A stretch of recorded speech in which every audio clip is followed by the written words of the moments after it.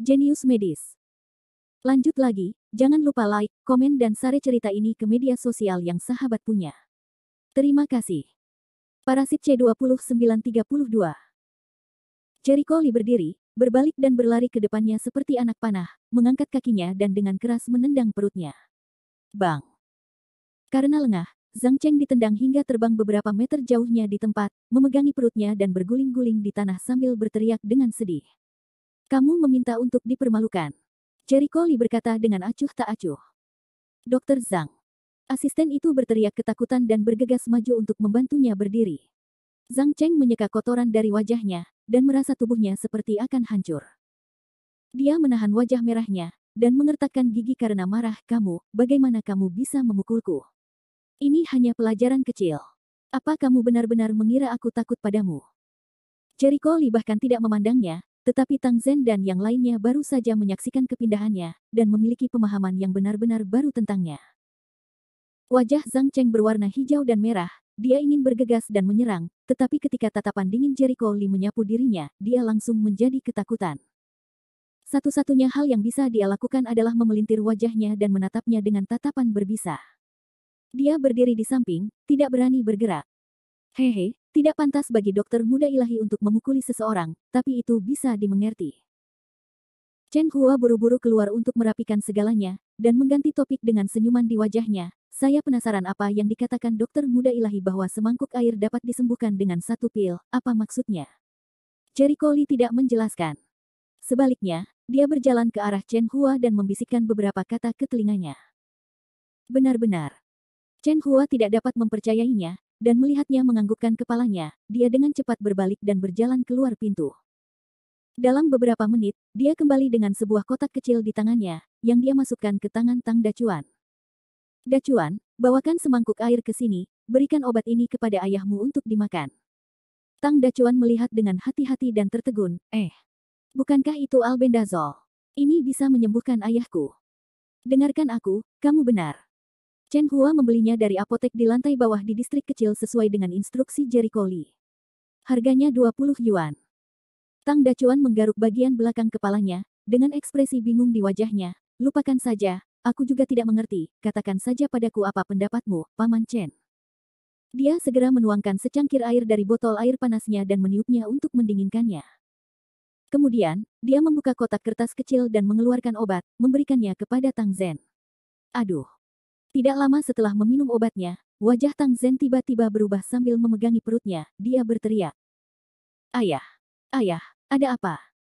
Ayah, apakah kamu kesakitan lagi? Jangan menakuti kami. Tang Dacuan dan istrinya tidak memahami situasinya, melihat Tang Zhen memegangi perutnya, mereka mulai panik.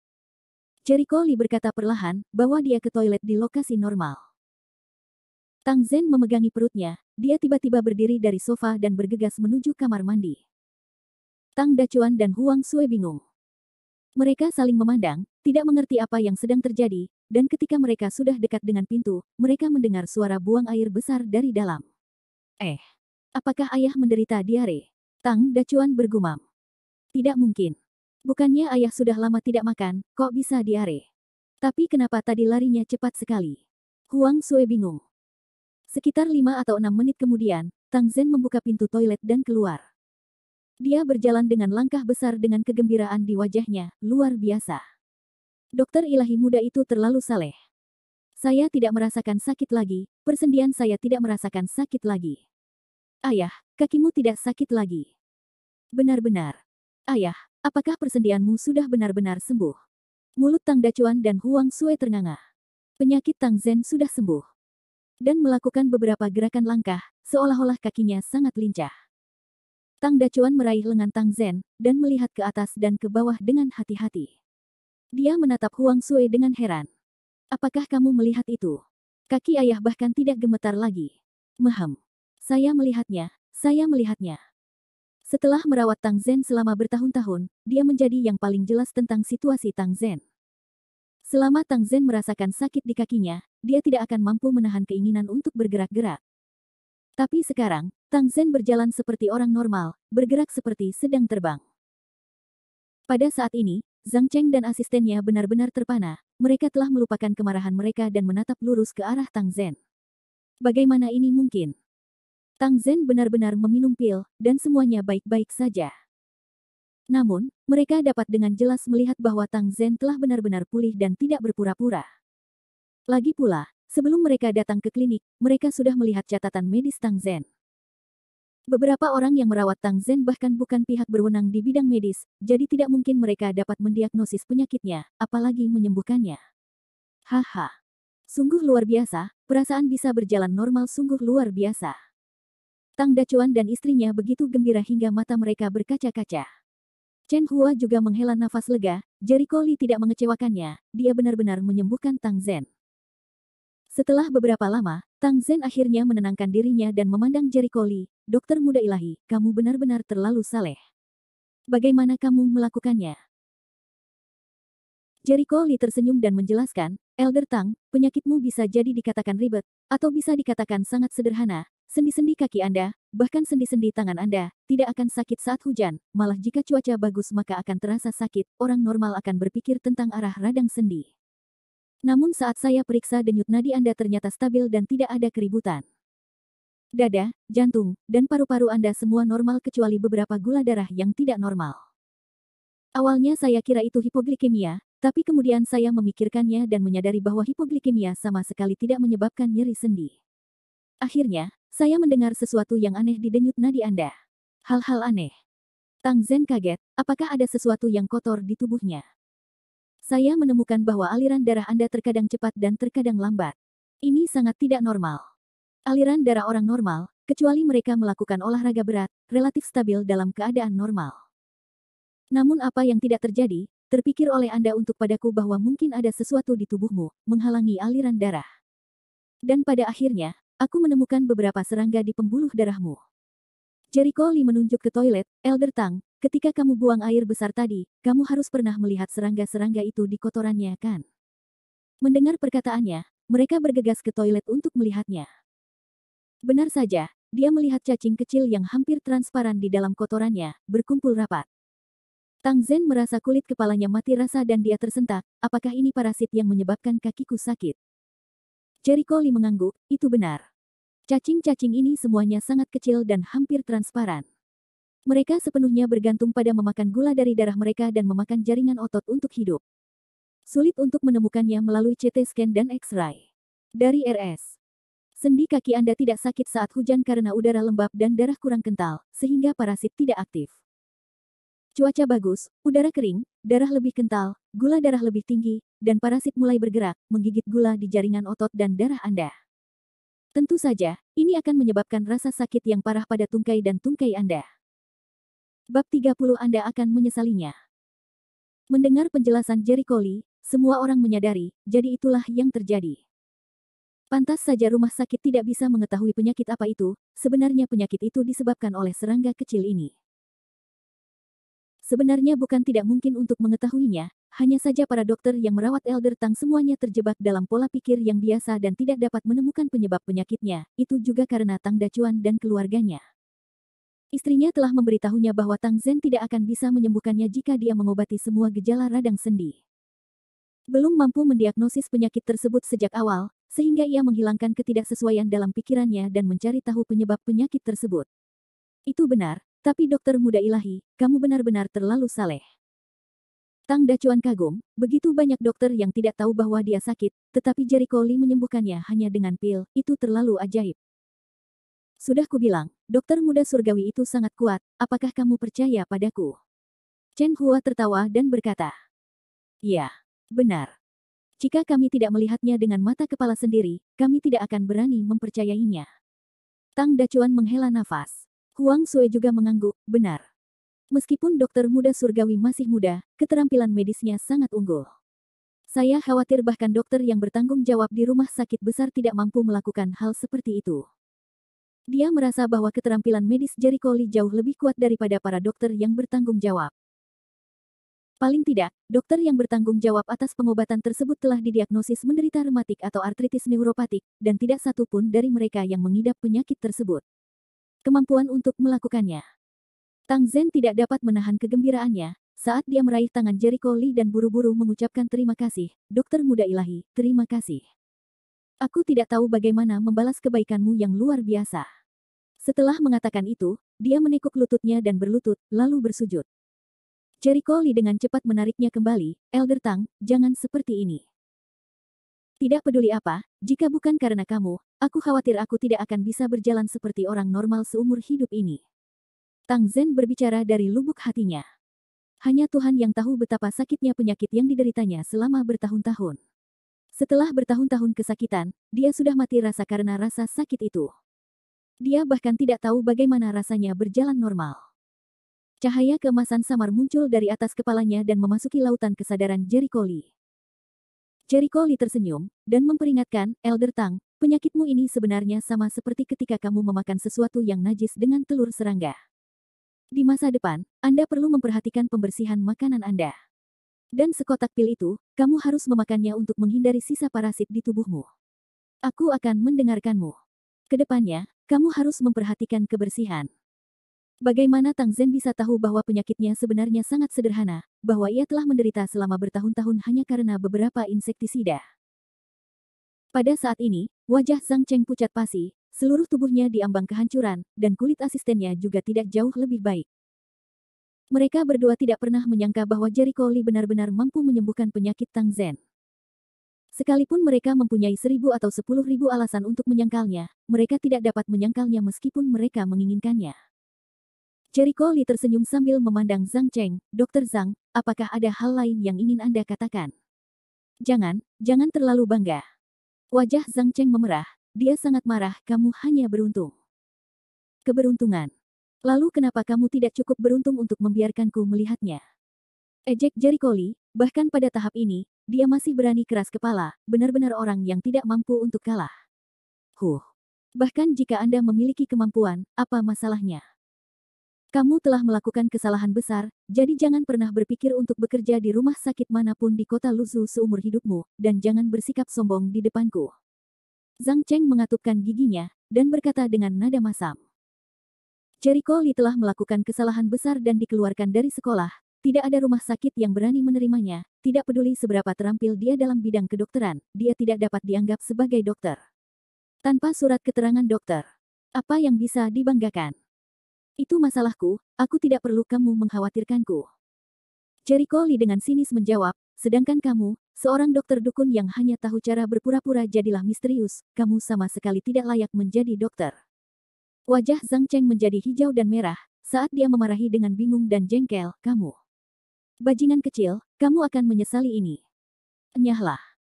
Jericho Lee tidak tahu apa itu penyesalan, dia hanya tahu bahwa Zhang Cheng tidak memiliki moral yang seharusnya menjadi seorang dokter. Sial, ini sangat menyebalkan. Ayo pergi. Zhang Cheng tahu bahwa dia tidak bisa tinggal lebih lama lagi, jadi dia dengan marah melemparkan lengan bajunya dan pergi. Dia tidak mengerti, mengapa kecepatan makhluk hebat itu begitu lambat, dia sudah merilis berita tentang Jericho Lee, tetapi orang bermarga Qi masih belum bergerak.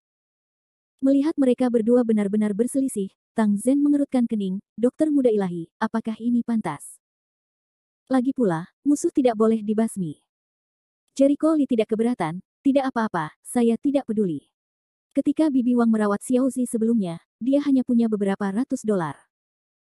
Dia bisa meminta begitu banyak dengan hati yang gelap, dan bahkan membayar 2 kali lipat biaya klinik setiap kali dia membuka mulut. Misalnya, orang seperti dia yang kehilangan uang tidak layak menjadi dokter.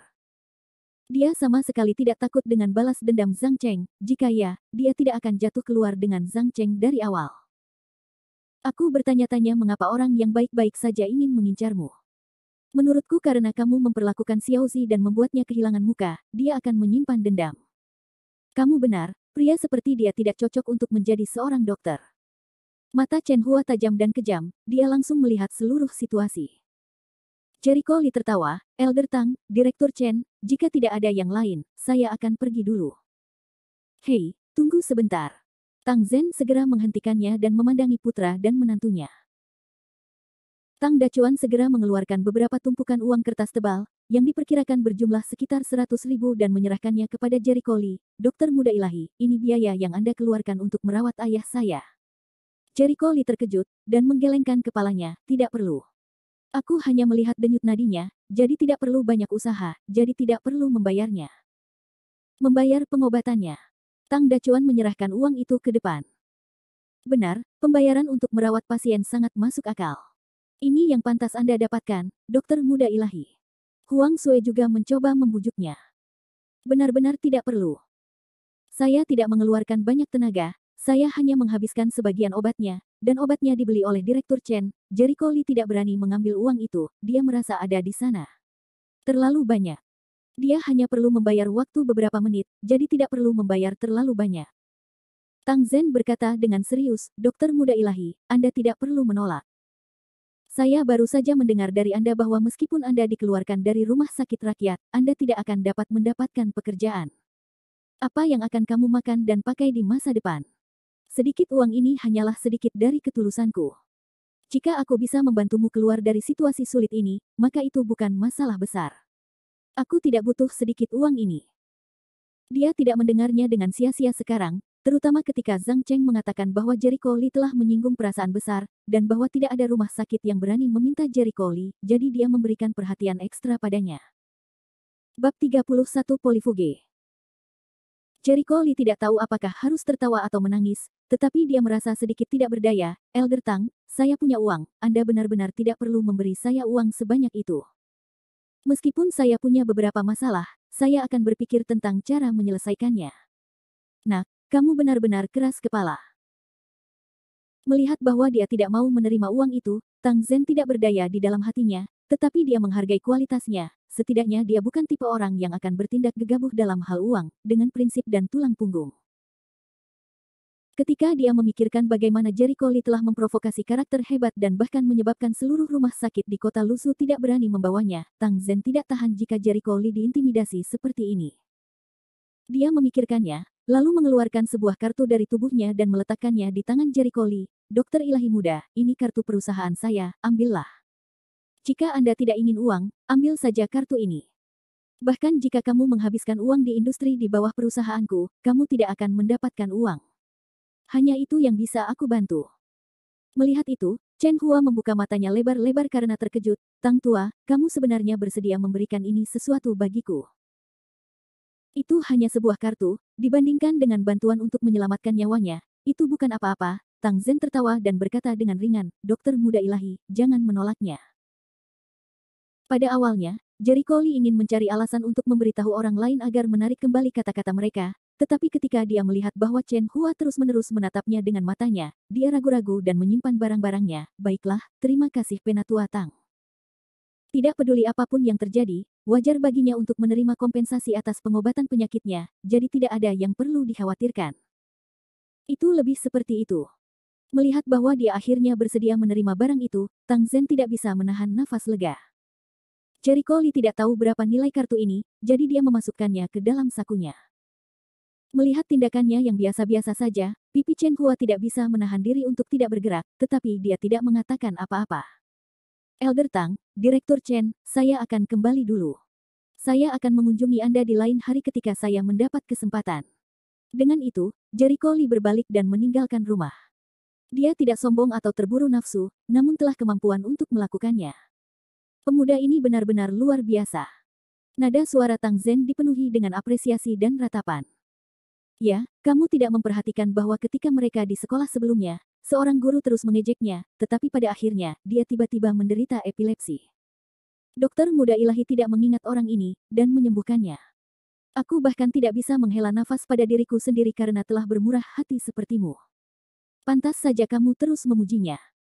Tang Zhen mengerutkan kening, tapi, dia telah membuat marah orang, dan tidak ada rumah sakit yang berani menerimanya, ini tidak mudah dilakukan. Chen Hua sama sekali tidak mengerti apa yang dipikirkan rumah sakit rakyat. Dengan keahlian medis Jericho Lee, dia bisa dianggap sebagai harta karun kemanapun dia pergi, tapi rumah sakit rakyat sebenarnya bersedia mengeluarkannya. Ini gila. Dia pasti telah memprovokasi cukup banyak orang, kalau tidak dia tidak akan seperti ini. Tang Zhen merasa tidak ada alasan bagi rumah sakit rakyat untuk begitu takut, terlihat bahwa orang-orang yang diprovokasi Jericho Lee sebagian besar adalah pejabat. Hei, Tang tua, tahukah kamu berapa banyak tokoh besar yang ada di kota Lusu? Kamu bertanya-tanya, siapa di dunia ini yang menentang dokter muda ilahi, dan ingin melakukan ini padanya? Kita mungkin dapat membantu dokter muda surgawi, Chen Hua tidak tega melihat Jericho Lee dalam situasi putus asa seperti itu. Biarkan aku mencobanya, masalah ini mungkin tidak sesederhana itu. Pikiran Tang Zhen mulai bergejolak ketika dia berpikir tentang bagaimana membantu Jericho Lee mengatasi krisis ini. Tentu saja tidak cukup hanya menyelidiki masalah besar itu. Akan sangat sulit membuat Jericho Lee melepaskannya. Keesokan paginya, Jericho Lee terus mencari pekerjaan, tetapi hasilnya sepertinya sudah ditentukan sebelumnya. Semua rumah sakit di sana mengetahui prestasi gemilangnya, dan akhirnya mereka menemukan sebuah klinik kecil yang tidak tahu apa-apa, namun mereka juga tidak menginginkannya karena dia tidak memiliki ijazahnya. Tanpa catatan siswa dan sertifikat kelulusan, sungguh sulit untuk menghadapinya. Jericho Lee merasa gelisah, tapi dia tidak punya pilihan lain. Dia tidak mendapatkan apapun sepanjang pagi, jadi Jericho Lee, yang perutnya keroncongan karena lapar, tidak berminat untuk terus mencari pekerjaan. Saat dia berjalan, dia melihat sebuah bangunan bernama Restoran Huafu. Bangunan ini didekorasi dengan indah, dengan pintu berpernis merah. Nuansanya seperti halaman Huajia dari abad lalu, dan sangat megah. Di depan pintu berdiri petugas keamanan yang ramah, yang tampak seperti tempat kelas atas untuk membeli makanan. Jericho Lee melihatnya dan merasa canggung. Dia merasa bahwa barang-barang kecil yang dia miliki, tidakkah cukup untuk masuk dan makan. Dia telah mendengar bahwa ada banyak tempat konsumsi kelas atas di kota Luzhu yang menampung jutaan orang setiap malam. Dia menggelengkan kepalanya dan berbalik untuk pergi. Namun, setelah berjalan tidak terlalu jauh, dia tertegun. Tiba-tiba, dia teringat bahwa tanda di gedung itu tampak familiar. Tanda yang sama. Kebetulan sekali. Dia mengeluarkan kartu yang diberikan Tang Zhen kepadanya, dan yang mengesankan, grup Tang Hai tertulis di sana. Logo di kartu itu sama persis dengan yang ada di pasar penyelamatan. Dia tertawa, sepertinya kamu tidak perlu khawatir tentang uang, kamu bisa makan apapun yang kamu mau. Ia berjalan menuju pintu gedung dan terperangah saat melihat sebenarnya ada orang asing berdiri di pintu masuk dengan penampilan yang bermartabat. Para tamu semuanya mengundang orang asing, meski Jericho Lee merasa mengundang orang asing bukanlah sesuatu yang besar, tapi hanya saja penampilannya sangat menakutkan. Ketika dia melihat pakaiannya sendiri di lantai, dia tidak bisa menahan tawa pahit dan mendesah, orang benar-benar tidak bisa dibandingkan dengan orang lain. Seperti yang diharapkan dari tempat konsumen kelas atas. Dengan wajah malu-malu, dia berjalan ke pintu dan menyerahkan kartu itu kepada penjaga keamanan. Ketika penjaga keamanan melihat bahwa Jericho Lee berpakaian sederhana, dan bahwa dia hanyalah seorang siswa miskin, dia mengerutkan kening dan hendak mengusirnya. Tanpa memikirkannya. Tetapi ketika dia melihat kartu di tangan Jericho Lee, matanya melebar dan dia hampir berteriak ketakutan.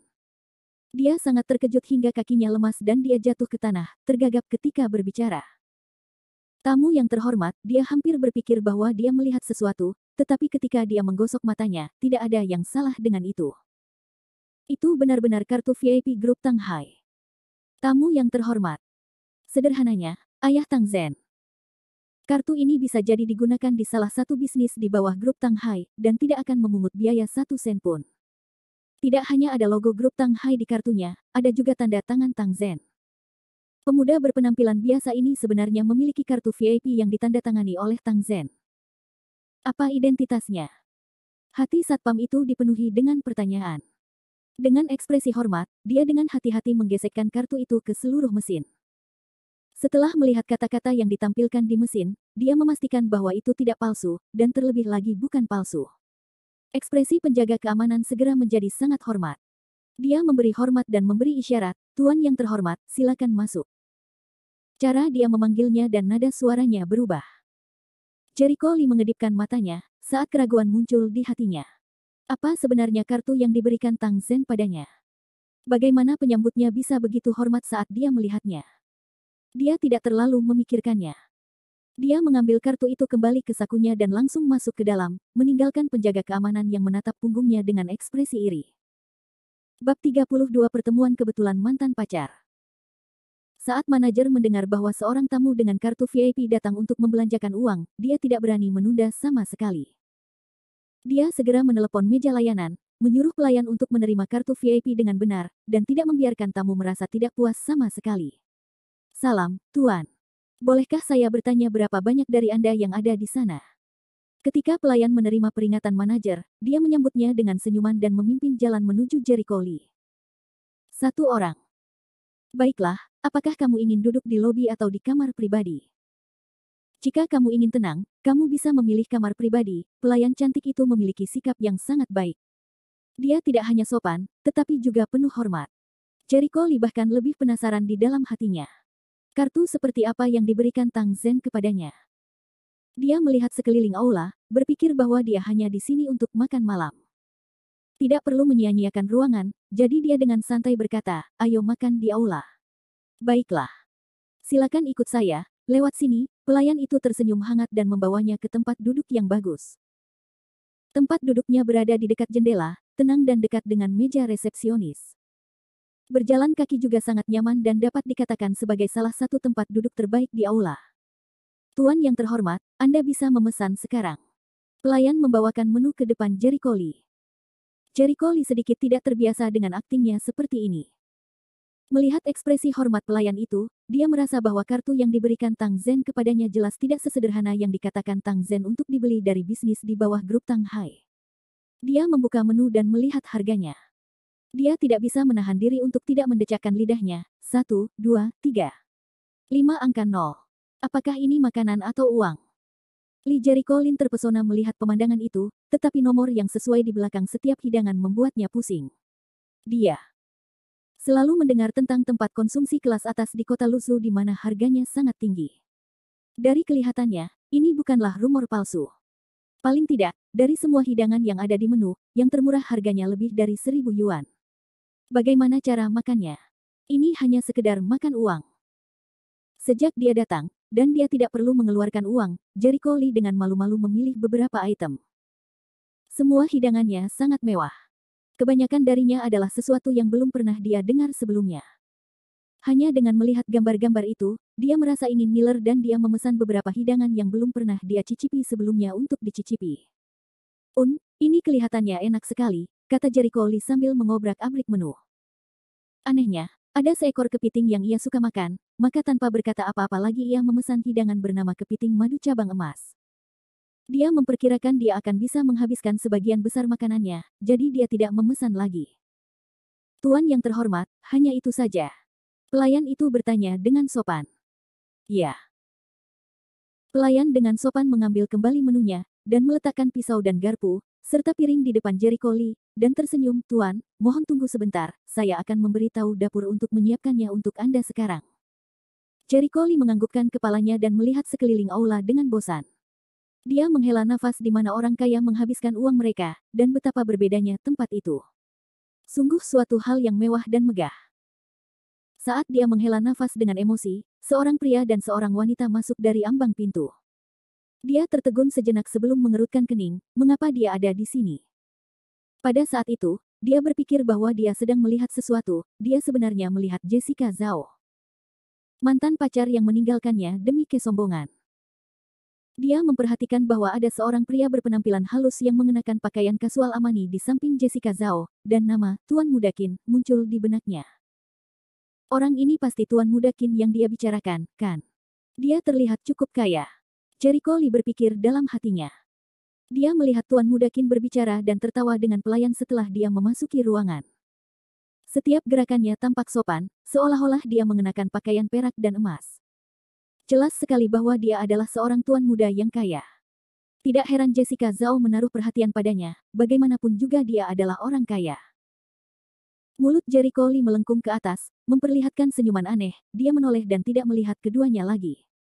Adalah suatu kebohongan untuk mengatakan bahwa dia tidak merasa sedikit pun tidak senang di hatinya. Bagaimanapun, dia tidak mengecewakan Jessica Zhao dari awal sampai akhir. Meskipun Jessica Zhao sedang mempertimbangkannya untuk masa depannya sendiri, dia masih berdarah dingin dan tidak berperasaan.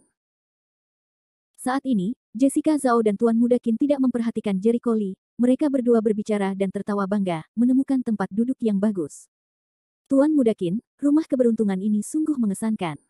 Saya belum pernah ke sini sebelumnya." Jessica Zhao terus meraba-raba meja dengan tangannya, terperangah, dan memasuki taman seperti Nenek Liu. Qin Feng memeluk pinggang Jessica Zhao dengan satu tangan, dan menyentuh serta mencubitnya secara tidak tepat, menyebabkan Jessica Zhao tertawa tanpa henti.